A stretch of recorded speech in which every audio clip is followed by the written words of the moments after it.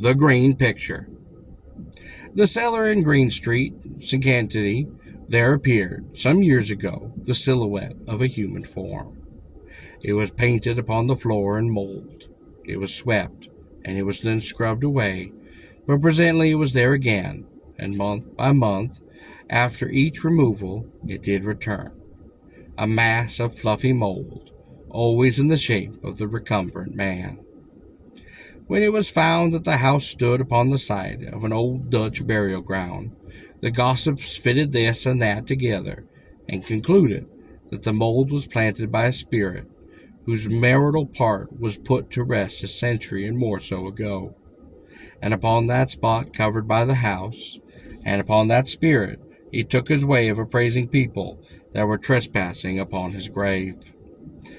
Others held that foul play had there been done, and that a corpse, hastily and shallowly buried, was yielding itself back to the damp cellar upon its vegetable form. Before this resolution into simpler elements, but a darker meaning was that it was the outline of a vamp that vainly strove to leave its own grave, and could not because a virtuous spell had been worked about the place. A vamp is a dead man who walks about, seeking for those blood he can then suck, for only by supplying the new life to his cold limbs can he keep the privilege of moving about upon this mortal earth. He fights his way from his coffin, and those who meet his gray and stiffened shape, with fishy eyes and blackened mouth, lurking by open windows, biding his time to steal in and to drink up the blood of human life. They fly from him in terror, in disgust. In northern Rhode Island, those who die of consumption are believed to be the victims of the vampires who work there by charm, drinking the blood by slow draughts as they lie upon their graves.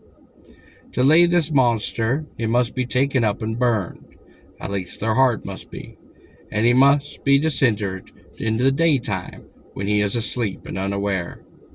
If he die with blood in his heart, he has this power of nightly resuscitation. As late as 1892, the ceremony of heart-burning was performed at Exeter, Rhode Island, to save the family of a dead woman that was threatened with the same disease that did remove her, namely consumption. But the scuttling vampire has yielded up all of his substance, and the green picture is no more.